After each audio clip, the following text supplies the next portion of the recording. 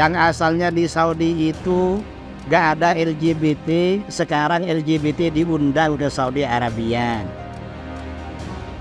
Yang asalnya orang perempuan di sana tertutup, saudara kalau pergi haji umroh yang melayani paspor siapa sekarang? Cewek-cewek Arab kan ya? Perempuan Arab. Perempuan Arab senang yang datang. Kalau dulu kan laki-laki semua. Yang jaga-jaga mall biasanya laki-laki, sekarang udah perempuan. Ini terjadi pergeseran. Dan ini tantangannya semakin berat juga saudara. Semakin berat. Karena yang namanya seperti kafe di Saudi Arabia sudah ada. Kalau dulu di Saudi Arabia itu ada lembaga namanya Hayatul Amri bil Ma'ruf wan Nahyi 'anil Munkar. Lembaga amar ma'ruf nahi munkar. Setiap ada kemungkaran ditangkap. Setiap azan, petugas amar ma'ruf nahi munkar ini jalan ke toko-toko daerah-daerah agar ditutup ke masjid. Sekarang ini gak berlaku. Yang ada itu sekarang di Saudi Hayatul Tarfih, lembaga hiburan. Jadi lembaga amar ma'ruf nahi munkar ini diganti lembaga hiburan. Dan ini bahaya. Bahayanya apa? Ini kehancuran bagi umat Islam. Nah, ini mengapa ada hubungannya Ahlus Sunnah wal Jamaah dengan tradisi. Jadi begini, sejarah masuknya Islam ke Indonesia itu pendekatannya lebih pada pendekatan budaya dan tradisi. Kata seorang ulama dari Syria, Syekh Nuruddin Aitir, kira-kira wafat 1 tahun 2 tahun yang lalu. Di dunia ini masuknya negara-negara di dalam Islam itu melalui 2 proses. Ada yang prosesnya melalui futuhat, melalui penaklukan. Artinya apa? Pemerintahan Islam mengirimkan tentara lalu memerangi negara yang dituju, setelah dikalahkan, dikuasai dan diislamkan. Itu proses yang pertama. Yang kedua, ada negara-negara yang diislamkan tidak melalui peperangan, tetapi apa? Murni melalui dakwah. Nah, negara-negara yang Islamnya murni melalui dakwah, tidak melalui peperangan, di antaranya negara mana? Di antaranya adalah negara Indonesia. Yang sekarang kita kenal Indonesia. Kalau dulu mungkin sebelum pecah menjadi kerajaan-kerajaan disebut dengan Kerajaan Melayu Raya. Jadi kekuasaan rumpun Melayu, di mana pra-Islam, menyebarnya Islam di Indonesia, penguasa terakhir itu yang menguasai Melayu Raya adalah Kerajaan Majapahit di Jawa. Nah, Islam di Indonesia ini prosesnya melalui apa? Pendekatan budaya. Para ulama yang datang ke Nusantara ini dulu berdakwah. Sebenarnya bukan berdagang. Kalau kita perhatikan mereka berdakwah cuma kemana-mana sambil berdagang. Karena kalau cuma berdagang, sibuk mengumpulkan uang, gak sempat berdakwah itu. Jadi mereka memang berdagang untuk berdakwah. Kira-kira begitu. Nah, para ulama di dalam proses dakwahnya, salah satu pendekatannya adalah pendekatan budaya dan tradisi. Negeri kita ini dulu sebelum diislamkan, mayoritas penduduknya itu menganut ajaran Hindu. Sebagian ada yang beragama Buddha, tapi yang paling banyak Hindu. Sebagian ada penganut animisme, tidak punya agama, tetapi percaya pada kekuatan roh dan makhluk halus, seperti orang-orang Bubu, orang-orang suku Anak Dalam di Sumatera ya, atau orang-orang Dayak di Kalimantan, atau orang yang serupa, yang mirip di Sulawesi. Mereka ini tidak punya agama, percaya pada kekuatan ruh dan ilmu sihir, dan punya ilmu kanuragan yang tinggi.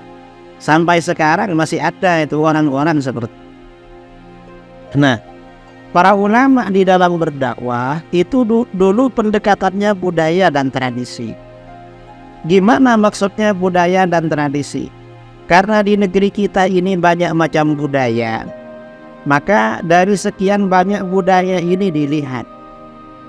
Kalau budaya itu tidak bertentangan dengan agama, tradisi itu tak bertentangan dengan agama, maka dilestarikan dan dijadikan sarana pendekatan di dalam berdakwah. Tetap dijalankan tradisi. Kalau tradisi itu bertentangan dengan agama, maka dihentikan. Kalau dihentikan tidak bisa, tradisi ini dihentikan tidak bisa, maka diislamisasi. Unsur-unsur yang tidak islami dibuang, diganti dengan unsur yang islami. Kalau diislamisasi tidak bisa, diislamkan tidak bisa, maka bagaimana? Diislamkan tidak bisa, maka mudaratnya diminimalisir, diperkecil, maksiatnya dikurangi seminimal mungkin. Ini proses para ulama kita dulu di dalam berdakwah. Nah, dasarnya mana? Mengapa para ulama itu tidak anti budaya, tidak anti tradisi? Di dalam Al-Quran, Allah Subhanahu wa Ta'ala berfirman, "Khudhil afwa wa'mur bil 'urfi wa a'rid 'anil jahilin." Khudhil afwa, ambillah sifat pemaaf. Dalam ayat ini Allah memerintahkan baginda Rasulullah SAW agar senantiasa memaafkan orang. Rasulullah itu pada awal dakwahnya ketika periode Mekah gak pernah marah sama orang, disakiti, diganggu, dimaki-maki atau apa, gak balas. Itu bukan karena Rasulullah takut, bukan. Gak ada seorang nabi, seorang rasul itu penakut, tidak ada. Mengapa? Karena para nabi, para rasul itu diberikan mental yang paling kuat. Gak ada nabi punya mental lemah, penakut, gak ada. Selain mental, juga kekuatan fisik yang super kuat. Para nabi, para rasul, kekuatan fisiknya itu 40 kali orang biasa. Jadi 40 kali orang biasa kekuatan fisik para nabi. Cuman karena di dalam Al-Quran Rasulullah SAW diperintahkan selalu memaafkan, Rasulullah selalu memaaf. Kemudian selain memaafkan, wa'mur bil 'urfi, suruhlah orang mengikuti uruf. Uruf itu artinya apa? Uruf itu artinya tradisi yang baik. Jadi kata para ulama ya di dalam kitab-kitab kuning menerangkan, wal muradu bil 'urfi ma ya'rifuhu an-nas wa yata'arafunahu fima bainahum. Yang dimaksudkan dengan huruf dalam ayat ini adalah apa-apa yang dikenal oleh masyarakat dan mereka jadikan budaya tradisi di antara mereka. Artinya apa? Karena Rasulullah SAW diperintahkan agar menyuruh umatnya mengikuti budaya dan tradisi, maka otomatis Rasulullah berdakwah itu pendekatannya juga tradisi. Kalau saudara kuliah di Al-Azhar di Mesir, atau belajar di pondok-pondok yang kitabnya sangat mendalam seperti di Aceh atau di Jawa, karena di Indonesia ini pondok-pondok pesantren yang kajian kitabnya mendalam itu Aceh dan Jawa. Kalau selain Aceh dan Jawa itu standarnya di bawahnya. Aceh dan Jawa ini mirip-mirip dengan di Mekah, di Madinah, di Syria itu mirip-mirip. Karena mungkin masyarakatnya ramai di sana. Kalau yang lain itu akhir-akhir ini standarnya di bawahnya. Nah, kalau kita membaca kitab-kitab kuning, di sana di kitab fikih, di dalam kitab hadis, sirah, itu kita jumpai banyak hukum-hukum agama yang sebenarnya oleh Rasulullah SAW diadopsi dari budaya sebelumnya. Mengapa Islam tidak anti budaya? Contohnya apa? Contohnya akikah. Akikah itu diadopsi dari budaya sebelumnya. Orang Arab dulu kalau istrinya melahirkan bayi laki-laki, sembelih kambing 2. Kalau bayinya perempuan, kambing 1. Setelah kambing disembelih, darah kambing itu diusapkan, dilumurkan pada rambut dan badan si bayi. Itu namanya akikah. Kambingnya dimasak. Itu dulu. Setelah Islam datang, akikah tetap dijalankan oleh Rasulullah SAW. Kambing disembelih, dimakan. Cuma mengusapkan, melumurkan darah pada badan si bayi gak dilakukan lagi. Mengapa? Karena gak ada gunanya. Itu barang najis. Dan para ulama mengatakan itu hukumnya makruh, tidak haram. Ini akikah. Akikah jalan terus. Mengapa jalan terus? Akikah ini tradisi yang baik. Mengapa baik? Ya karena ngasih makan.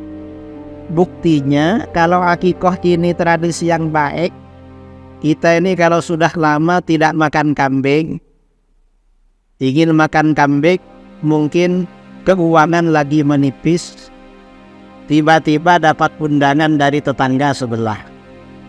Setelah dibaca undangannya akikah, undangan akikah, pasti senang. Mengapa? Ini kambing. Ini pasti kambing. Hanya dibaca, setelah diamati ternyata bayinya laki-laki. Wah, ini kambingnya 2. Namanya panjang. Setelah diamati bayinya kembar laki-laki. 4 kambingnya. Setelah datang ternyata nyembelih ayam potong. Nah, ini artinya apa? Islam itu tidak anti budaya, saudara. Karenanya kata para ulama, ada ulama bermadzhab Hambali, ya, Al-Imam Ibnu Muflih Al-Maqdisi, dalam kitabnya Al-Adabus Syar'iyyah, beliau mengatakan, la yanbaghil khuruj min 'adatin nas illa fil haram. Tidak sebaiknya meninggalkan tradisi masyarakat selama tidak haram. Kalau haram nggak boleh. Dan itu dasarnya banyak sekali. Kebiasaan masyarakat itu gak baik ditinggalkan. Kita ini berbeda dengan banyak orang tuh gak bagus, kecuali barang haram. Mengapa? Kata orang Arab, tarkul adah adawah. Meninggalkan budaya masyarakat itu dapat menimbulkan permusuhan. Itu di masyarakat. Ini contoh ya, di dalam agama tidak ada, di dalam kitab. Di Indonesia ini ya, orang Melayu, orang Jawa, kalau seorang laki-laki bertunangan dengan orang perempuan, maka calon menantu jumpa calon mertua cium tangan. Betul. Padahal gak ada anjuran mencium tangan mertua itu dia. Al-Quran, hadis gak ada, tapi budaya. Kalau gak cium tangan bahaya. Mengapa? Terancam dibatalkan. Ini banyak kejadian itu di Jawa ya. Karena calon menantunya yang melamar anaknya mungkin karena kurang pendidikan agama, jumpa calon mertua sudah lamaran tidak cium tangan, itu batal. Artinya apa? Meninggalkan budaya ini bahaya memang. Gak bagus. Tidak dianjurkan, berbeda dengan masyarakat. Karenanya para ulama kita dulu di dalam berdakwah itu ikut budaya. Salah satu budaya itu contohnya apa? Contohnya tradisi memberi makan. Di negeri kita ini banyak budaya makan-makan itu asalnya dari sebelum Islam. Contohnya seperti apa? Kalau ada orang meninggal, suguhan makan 7 hari. Hari ke-20, ke-40, ke-100. Kalau anaknya lahir dapat 40 hari selapanan, waktunya turun ke tanah. Waktu hamil 4 bulan ada makanan. 7 bulan ada makanan, itu kan budaya semua. Tapi oleh para ulama dilestarikan. Mengapa? Makan-makan ini budaya yang baik. Saya kira seandainya habis acara ini ada makannya, saudara gak ada yang menolak itu. Mengapa? Ini baik ini. Dalilnya mana? Gak perlu dalil kayak ini. Wong makan perlu dalil. Orang ngasih makan ditanya dalilnya. Wong tidak ganggu, malah yang dikasih senang. Ini budaya. Jadi oleh para ulama dilestarikan itu. Termasuk budaya, contohnya apa? Pakaian. Pakaian ini bagian dari budaya. Karenanya para ulama Timur Tengah, yang berdakwah kepada bangsa kita ini orang Arab, saudara. Tetapi setelah berdakwah pada bangsa kita, pakaian mereka mempribumi. Nggak pakai gamis seperti ini. Pakaian gamis ini baru, mungkin saudara yang usianya 40-an masih kecil, hampir gak ada orang pakai gamis di masjid-masjid, jarang. Kan baru kan ya, kira-kira setelah era 90-an itu. Dulu gak ada. Mengapa? Para ulama itu memang pakaian ini bagian dari budaya. Kalau pakaiannya beda, ini orang itu kurang setuju. Ini kok beda dengan orang lain. Jadi begitu. Ini menyebarnya pakaian gamis ini di negeri kita ini setelah ramai jamaah tabligh. Kemudian juga, dan gamisnya banyak gamis India, itu bukan dari Arab. Kemudian juga lalu banyak yang belajar di Yaman. Kalau yang di Mesir dulu malah pakai celana itu. Alumni Mesir kan suka pakai celana, karena orang Mesir dah pakai celana sekarang. Jarang yang pakai gamis itu, jarang, kecuali waktu sholat. Kalau sehari-hari ke Mesir gak ada bedanya dengan di Eropa atau di mana. Ya ada memang yang pakai gamis, tapi jarang. Pakaian gamis ini belakangan. Nah, ini artinya apa? Islam itu tidak anti budaya. Karenanya kalau ada orang ya bilang Islam itu anti tradisi, anti budaya, itu tidak ngerti ajaran agama. Jadi Islam ini sangat lentur. Dan yang dimaksud tradisi atau budaya, ini maksudnya budaya yang baik.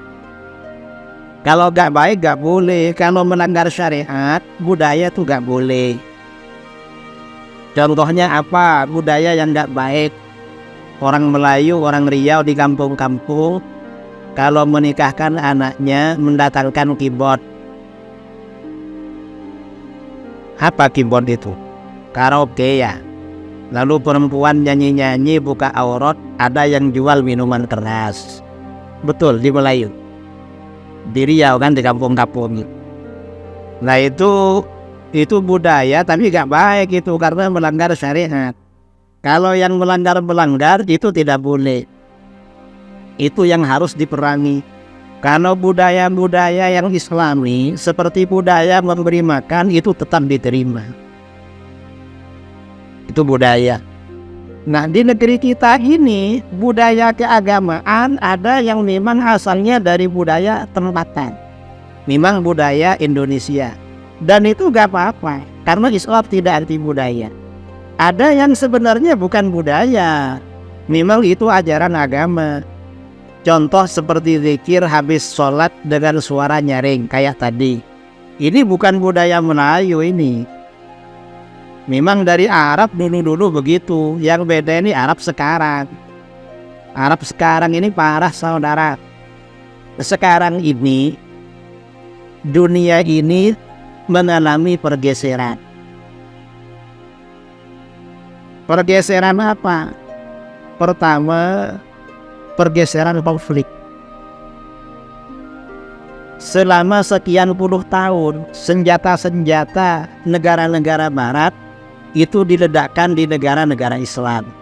Afghanistan 20 tahun, bukan 20 tahun ya, sejak kecil dulu Afghanistan itu perang. Lalu Irak 20 tahun. Palestina entah dah berapa puluh tahun itu. Sampai sekarang Palestina. Lalu Syria, kemudian Libya, kemudian Yaman, itu senjata dari barat. Sekarang ini dunia lagi bergeser. Kemana? Senjata-senjata barat sekarang diledakkan di negara mereka, Ukraina dan Rusia. Kita berdoa pada Allah mudah-mudahan lama. Mudah-mudahan perang di Ukraina dan Rusia lama sekali.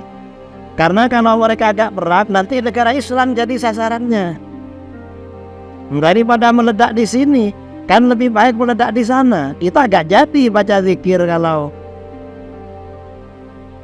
takut sama bom itu. Ini memang pergeseran. Nah, dan ini juga terjadi pergeseran pemikiran keagamaan. Dulu itu ya, ketika senjata banyak meledak di negara-negara Islam, ada dua aliran yang dimainkan oleh Amerika untuk bikin fitnah perpecahan di dunia Islam. Siapa? Yang pertama Wahabi. Wahabi ini yang menyebarkan, yang mengusung dan mendanai Saudi Arabia. Satunya adalah Syiah. Syiah ini yang mendanai dan menyebarkan adalah Iran. Nah, ini dibikin Iran dengan Saudi ini tengkar terus. Nah, sekarang ini Iran dengan Saudi sudah rukun. Kemudian Saudi Arabia melepaskan Wahabi. Wahabi dibiarkan. Karenanya Wahabi di Indonesia sekarang nggak punya pegangan. Karena bosnya sudah bingung sekarang. Saudi Arabia ini bingung dah melepaskan Wahabi. Tapi Wahabi tetap jalan, tapi tidak sekuat dulu. Salafi Wahabi gak sekuat. Mereka tambah lemah. Dan alhamdulillah dari waktu ke waktu banyak ustadz-ustadz mereka yang insaf, sadar, kembali ke dalam Ahlus Sunnah wal Jamaah. Nah, kemudian Syiah ini juga macam dilepaskan oleh Iran. Karenanya dana-dana Syiah juga berkurang di Indonesia. Dana-dana untuk penyebaran Syiah kurang juga. Ya mungkin di negeri sendiri juga krisis. Gak mikir Syiah di luar negeri. Cuman sekarang ini muncul pemikiran baru. Apa? Saudi Arabia ini beralih pada liberalisme pluralisme. Beralih pada sekularisme. Yang asalnya di Saudi Arabia itu gak boleh buka aurat, sekarang itu dipertontonkan. Yang asalnya di Saudi itu gak ada LGBT, sekarang LGBT diundang ke Saudi Arabia. Yang asalnya orang perempuan di sana tertutup, saudara kalau pergi haji umroh yang melayani paspor siapa sekarang? Cewek-cewek Arab kan ya? Perempuan Arab. Perempuan Arab senang yang datang. Kalau dulu kan laki-laki semua. Yang jaga-jaga mall biasanya laki-laki, sekarang dah perempuan. Ini terjadi pergeseran. Dan ini tantangannya semakin berat juga saudara. Semakin berat. Karena yang namanya seperti kafe di Saudi Arabia sudah ada.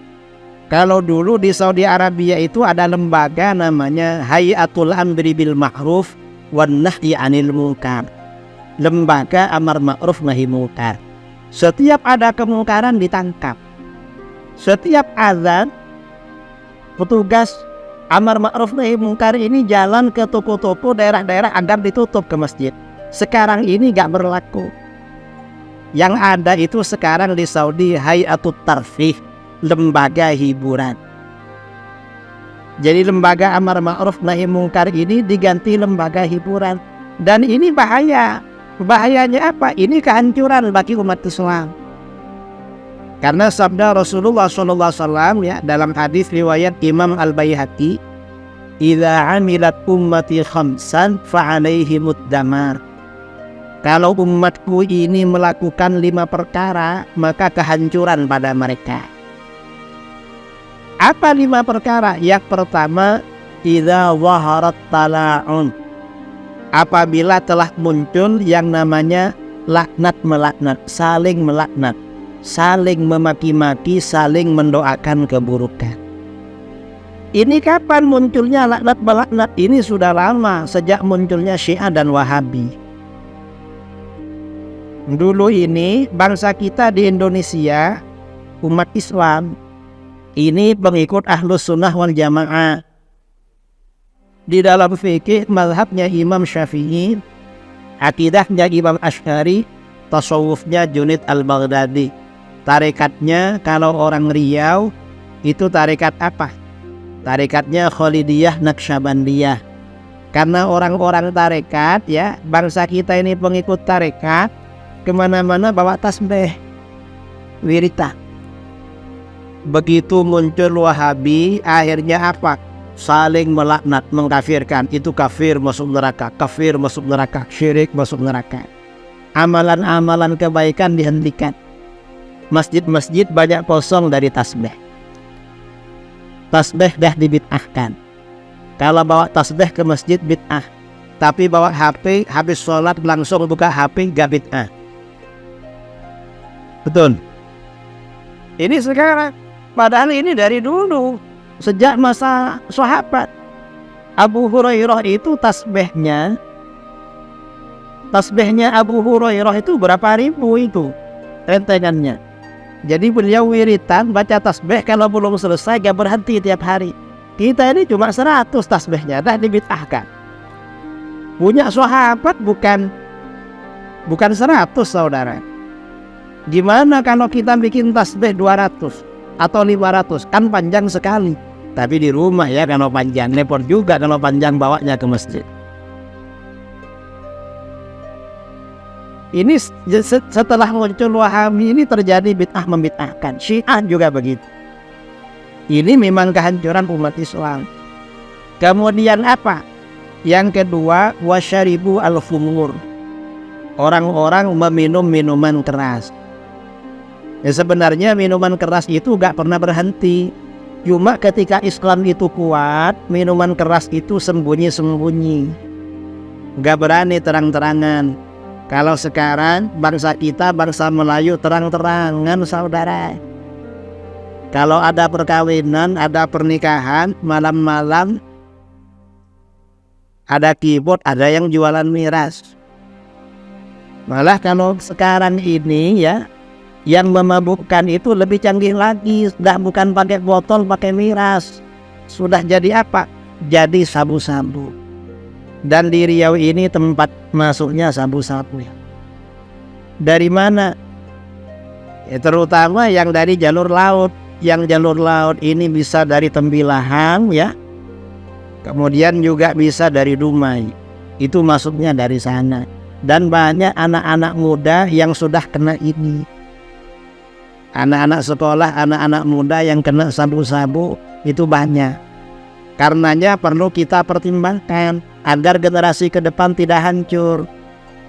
Gimana pertimbangannya? Anak-anak kita, terutama yang usia SMP, SMA, kira-kira selamat gimana caranya? Selamat dari itu.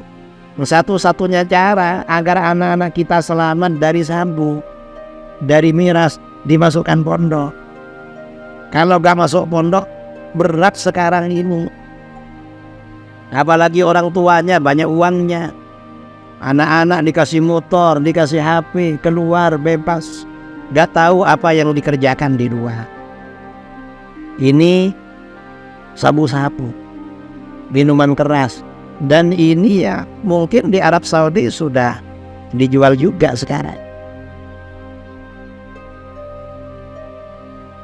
Ini minuman keras. Kemudian yang ketiga, walabisu al-harir.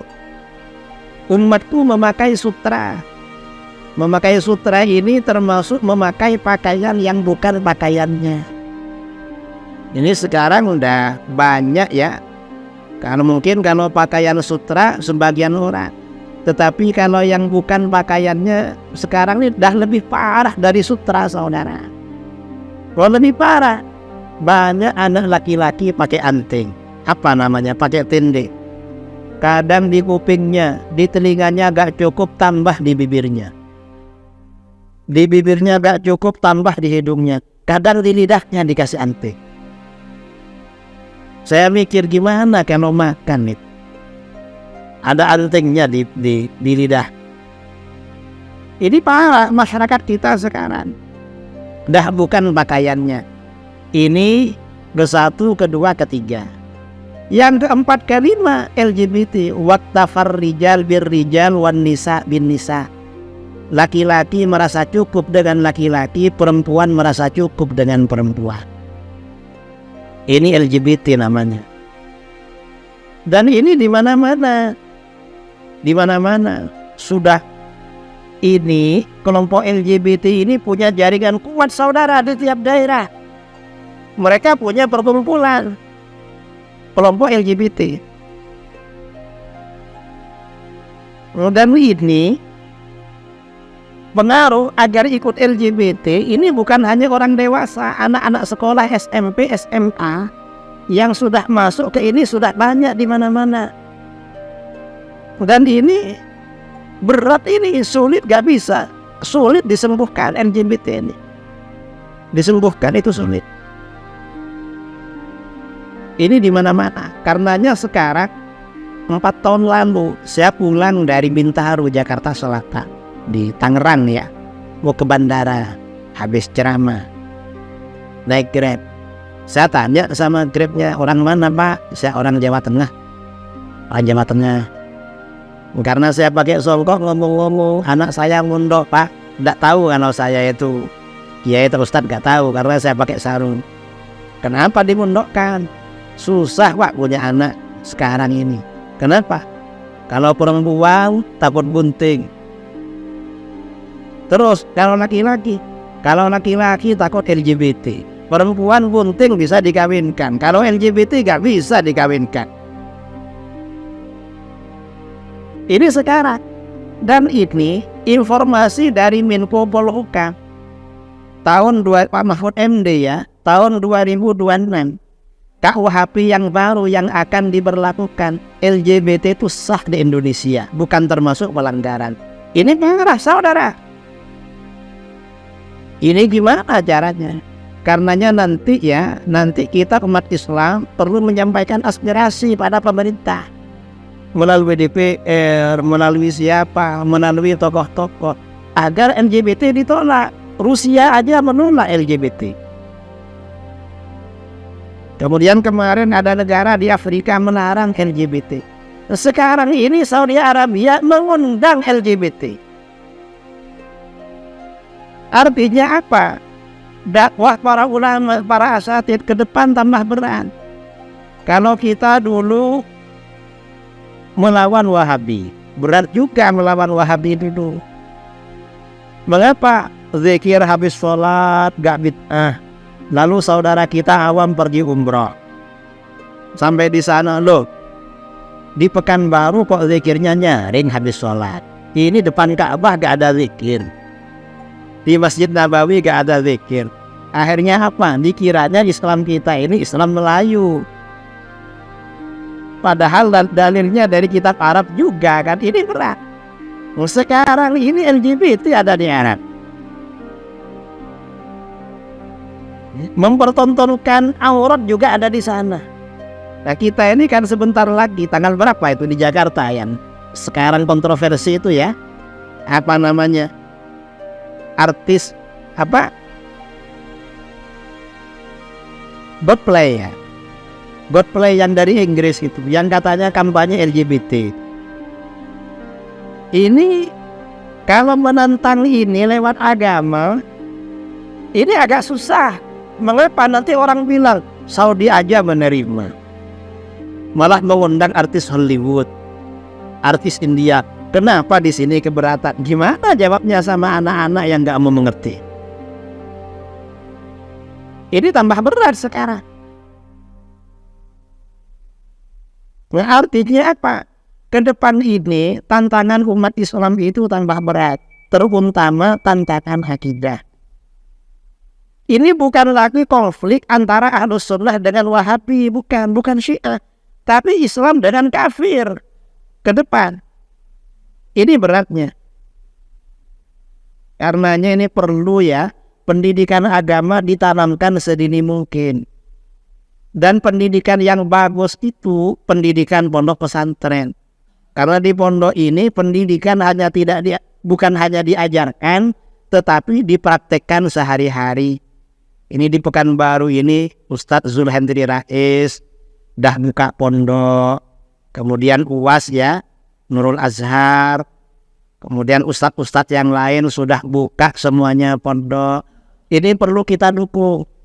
Keluarga kita, saudara-saudara kita, yang usia SMP, SMA, biar tidak terpengaruh berbagai hal ya, yang mulai dari narkoba, kemudian budaya-budaya barat seperti tato, tindek, segala macam, kemudian juga yang namanya LGBT, ya kemudian ya macam-macam, biar terbebas dari pengaruh itu. Solusinya memang anak-anak sekarang ini dipondokkan. Dan gak perlu khawatir masa depan. Kadang-kadang memasukkan anak ke pondok itu khawatir masa depan. Gak perlu khawatir, gak perlu. Insya Allah dimudahkan oleh Allah. Apalagi pondok-pondok itu kalau mau kuliah sudah menyiapkan ijazah formalnya. Jadi gak perlu. Saya kira ini, karena ini sudah waktu syuruk ya. Waktu syuruk biasanya kita sampai syuruk, mungkin sebelum off ada 1, 2, atau 3 yang mau ditanyakan. Silahkan. Silahkan.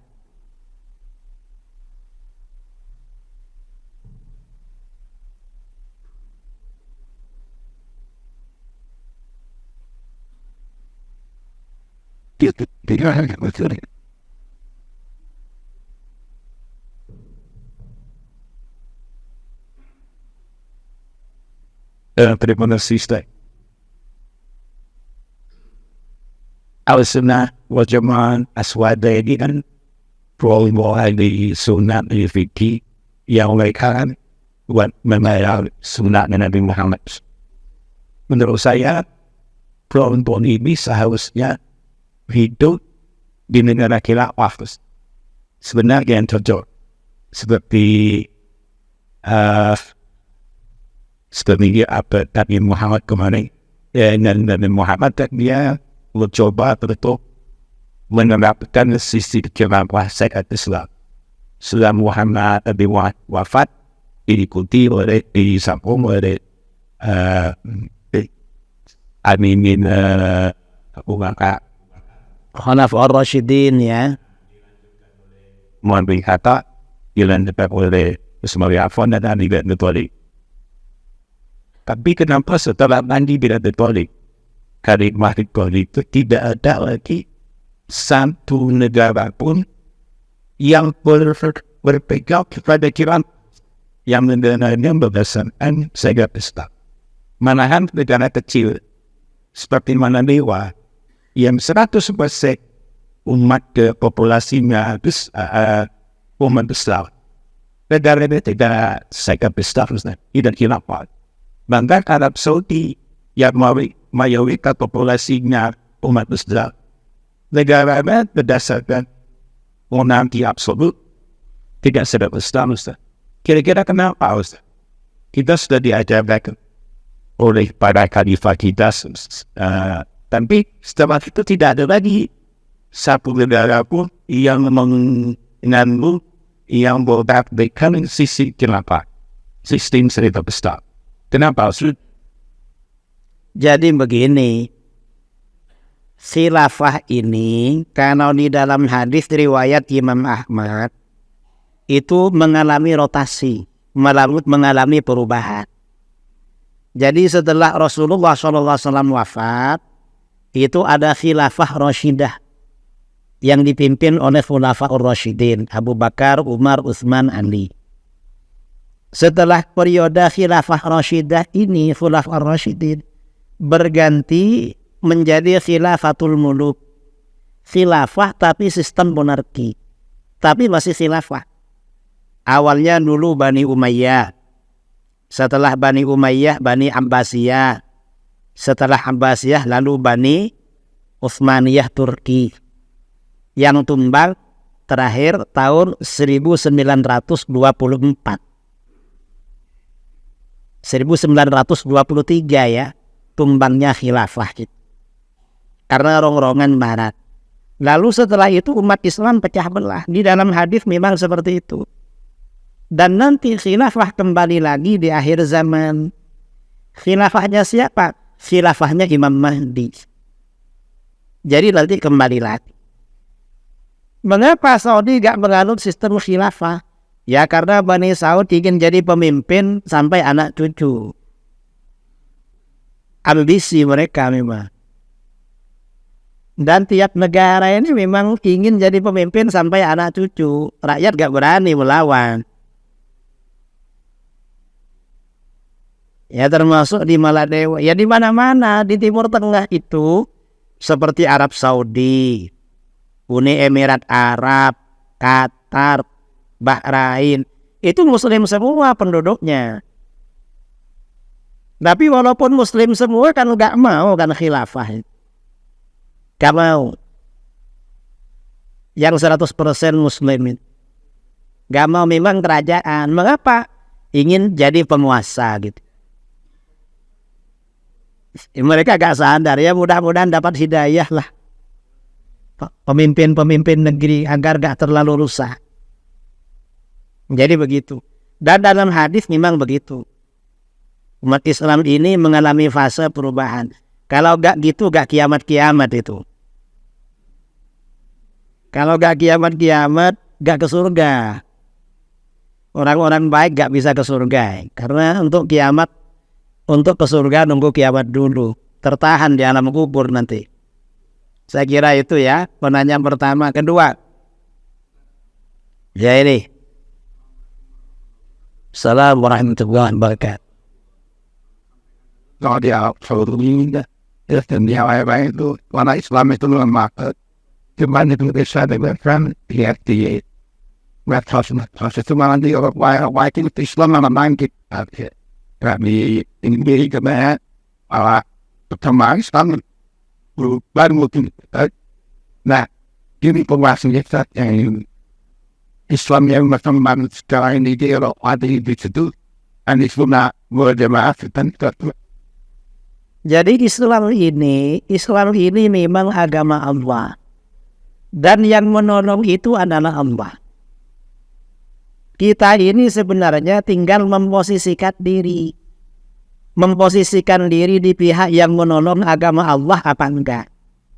Sebenarnya walaupun kita enggak menolong, Allah sendiri yang menolong. Dulu orang Islam ini karena para da'i kemana-mana. Para da'i, para ulama kemana-mana kan ya. Kemudian setelah negara-negara Islam ini lemah, bahkan negara-negara Islam banyak nggak peduli pada agamanya. Ternyata bagaimana Islam jalan terus. Orang Eropa, orang Amerika, orang Rusia, dan juga orang Indonesia banyak yang masuk Islam karena kesadaran sendiri. Mulai dari kalangan masyarakat biasa sampai kalangan artis. Sampai kalangan baca, kan ada artis Hollywood yang fasih baca Qurannya itu. Bintang film Hollywood. Fasih betul baca Qurannya. Ini mengapa? Ini Allah yang mengurus agamanya memang. Dan itu rata-rata memang ahlus sunnah wal jamaah. Islamnya ahlus sunnah wal jamaah. Kalau Eropa, Amerika sudah lama. Tahun 2003, waktu saya tinggal di Inggris, itu hampir tiap hari di masjid-masjid ada mu'allaf itu. Kalau di pusat, di Masjid Central Mosque di London ya, masjid pusat di Inggris, itu tiap hari 3 orang, 4 orang, 5 orang itu masuk Islam. Makanya politisi barat itu bingung sekarang. Akhirnya kemarin di Denmark pembakaran Al-Quran. Itu mengapa? Keluarganya banyak masuk Islam itu. Di Perancis ya, pemerintahannya berkuar-kuar benci Islam. Rakyatnya banyak yang Muslim. Jadi bingung, gimana ini Pak masuk Islam semua? Ya gak apa-apa lah, kita senang. Karena Allah lagi menolong agamanya. Islam termasuk di Indonesia. Dulu ketika Para ulama datang berdakwah ke sini sebelum Portugis, Belanda, ya, Spanyol menjajah. Bangsa kita ini yang diislamkan baru 20%. Yang masuk Islam baru 20%. Lalu penjajah datang membawa agama Kristen. Setelah Indonesia merdeka, Islamnya berapa? 90%. Yang 70% itu diislamkan pada masa-masa penjajahan. Mencoba Islam ini bukan agama Allah, mungkin dah habis saudara. Nah, sekarang ini kita sudah gak dijajah, malah sisanya gak bisa diselamatkan. Malah yang Islam masuk Kristen itu payah sekarang ini. Karenanya Islam ini perlu diperkuat itu. Ya kita ya perlu memposisikan diri ada di pihak kebenaran. Ya termasuk situasi yang akan datang. Wallahu a'lam. Terakhir, menanya terakhir.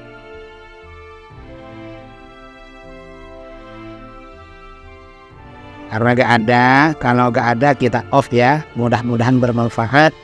Kita baca doa bersama. Mari kita, dari saya mohon maaf yang sebesar-besarnya, doa bersama. Bismillahirrahmanirrahim. Alhamdulillahirabbil alamin. Hamdan yuwafi ni'amahu wa mazidan. Allahumma shalli ala sayyidina Muhammadin sholatan tunjina biha min jami'il ahwal wal afat wa taqdi lana biha jami'al hajat wa tutahhiruna biha min jami'is sayyi'at wa tadfa'na biha indaka a'la darajat wa tuballighuna biha aqsal ghayat min jami'il khairati fil hayati wa ba'dan kama ala alihi wa sahbihi wa sallim.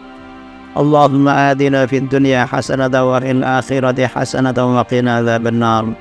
Rabbana hab lana min azwajina wa dhurriyyatina qurrata a'yunin waj'alna lil muttaqina imama.